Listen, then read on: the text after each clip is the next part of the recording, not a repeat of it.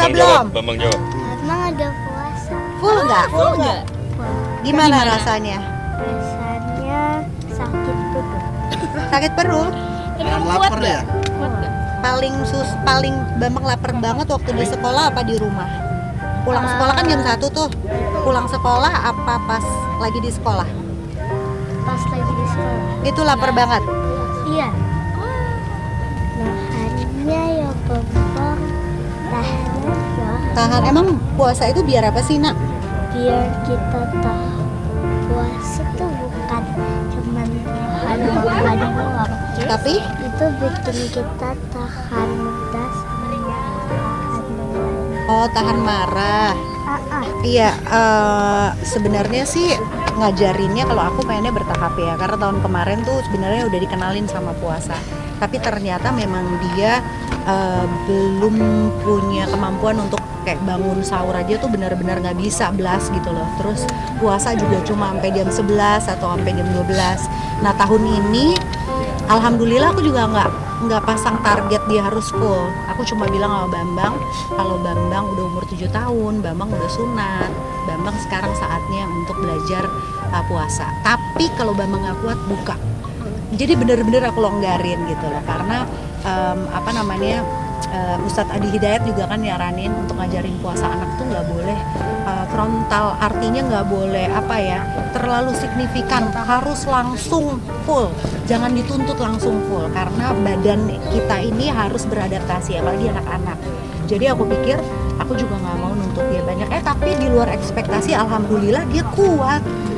Jadi yang paling penting adalah aku nggak akan ngizinin dia puasa kalau dia nggak sahur, karena sahur buat aku itu energi dia nomor 1, vitaminnya, makanannya harus benar-benar high protein, buah, madu, vitamin segala macam. Bambang dikasih reward apa sama Bunda satu hari puasa berapa sih, Nak? Satu hari puasa 20.000. Oh, 20.000. Jadi kalau dia full nanti dihitung tuh, dikalkulit dalam 1 bulan berapa dia puasanya, nanti rewards-nya dia 20.000. Iya, Pertama ya. awal-awalnya sih dikasih tahu gitu loh, dididiknya tuh Bang, kalau bulan puasa itu Allah yang minta langsung kita puasa gitu loh. Jadi kalau Bambang, kalau Allah yang minta langsung, Bambang minta apa aja dikasih. Iya, jadi ibadah satu-satunya yang diperuntukkan untuk Allah itu hanya puasa loh, Bang. Puasa tuh langsung Kalau Allah sholat yang mau. itu kan buat diri kita. Kalau misalnya kita zakat, sedekah, apapun ibadah lain itu untuk diri kita sendiri. Tapi kalau puasa Bang itu cuma buat Allah. Jadi benar-benar dia, jadi kita tuh ngasih ibadah puasa buat Allah ya Bun gitu. Jadi benar-benar kita kasih tahu juga esensi dari puasa tuh apa sih gitu. Oh nahan lapar ya biar apa Bun? Kan banyak orang yang lapar di luar sana, di Palestina, di Gaza segala macam. Bambang bayangin nggak baru. Jadi aku pengen nggak hanya ritual aja gitu loh, tapi dia paham kenapa aku harus susah-susah sih nahan lapar, kenapa harus susah-susah nahan. Dan alhamdulillahnya tuh kayak Arsya kan satu kelas sama dia. Nah itu juga puasa, dididik Iya. puasa juga, jadi Bambang juga alhamdulillah termotivasi juga, teman-temannya di sekolah pada puasa Pak gitu. Iya, jadi itu pengaruh sih kalau misalnya teman-temannya lingkungannya udah pada ikut puasa pasti lebih semangat. Iya, singkatnya sih sebenarnya gini, Masya Allahnya memang kita berdua tuh udah jauh-jauh hari berniat lah ya untuk berangkat ke Al-Aqsa, karena sesuai dengan perintah Rasulullah, sunnah Rasulullah itu untuk menginjakan ketiga tanah suci, salah satunya Al-Aqsa. Sampai akhirnya ada kesempatan dan kita menemukan travel yang memang bisa memberangkatkan ke sana. Dan alhamdulillah sampai sana kita ngerasa spiritual journey kita tuh jauh lebih dalam. Sekarang baby aja sampai detik ini masih baca lagi sejarah Islam gitu ya, karena di sana itu kan tanah 1000 nabi ya ibaratnya. Itu semua nabi dilahirkan dari zaman Nabi Ibrahim sampai Nabi Musa ya. Semua sampai Nabi Isa di situ. Iya, sampai Nabi Isa gitu. Jadi kita belajar lagi gitu loh sampai sana. Terus kita juga ngerasain gimana sih keterjajahan orang Palestina yang ada di Yerusalem. Karena kan Al-Aqsa itu letaknya di Yerusalem. jaraknya itu 130 kilometer ke Gaza sama Rafah. Jadi benar-benar kita tahu, oh iya, ternyata di Yerusalem itu orang-orang Palestina itu terjajah juga, terjajah secara ekonomi, mereka nggak bisa sekolah, jadi mereka benar-benar nggak bisa kerja dengan normal, mereka nggak bisa sekolah karena semua dimahalin. Mereka mau beli apapun, ibaratnya sembako gitu ya, mau beli makanan atau daging atau beras deh, itu benar-benar mereka kesulitan karena mereka tuh dimiskinkan sama Israel ya.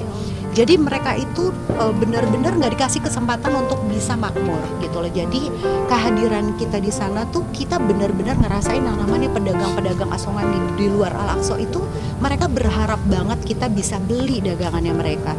Kalau kita bukan yang meramaikan, kita bukan yang memakmurkan mereka dengan datang ke sana, mereka benar-benar kehilangan mata pencaharian karena mereka nggak dapat kesempatan tuh kerja di kantor atau di perusahaan gitu ya, segala macam. Mereka dan lucunya ya, ini info yang mungkin aku bisa bagi ya.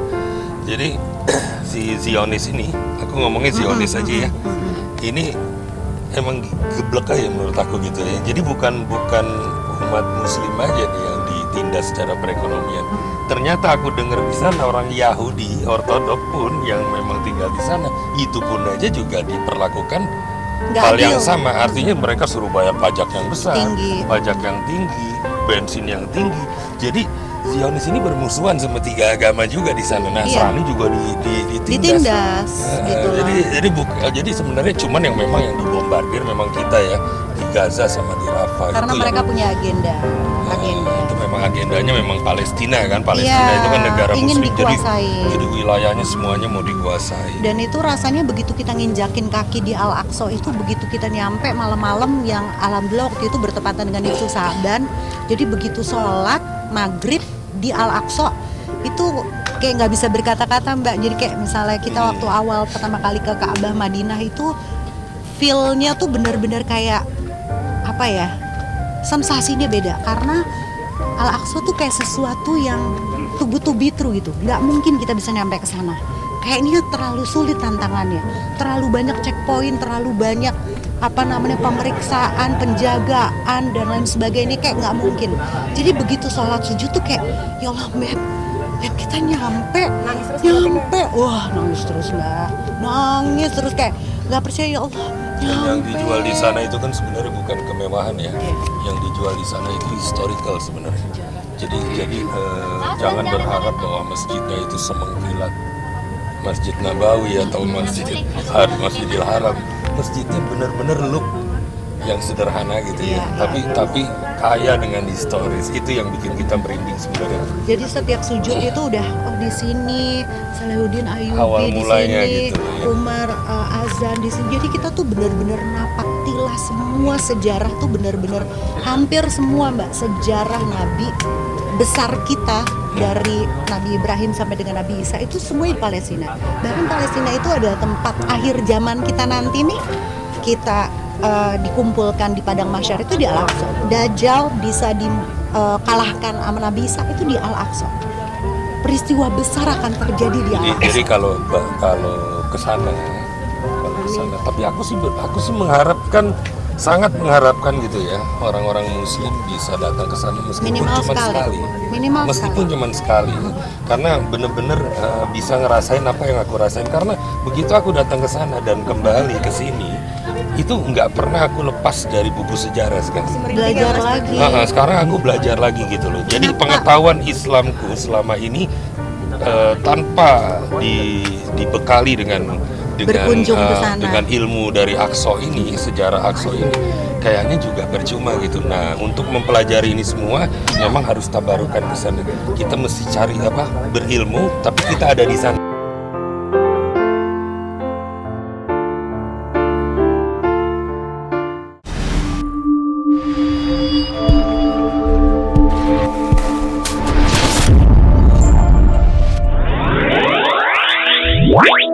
Wow.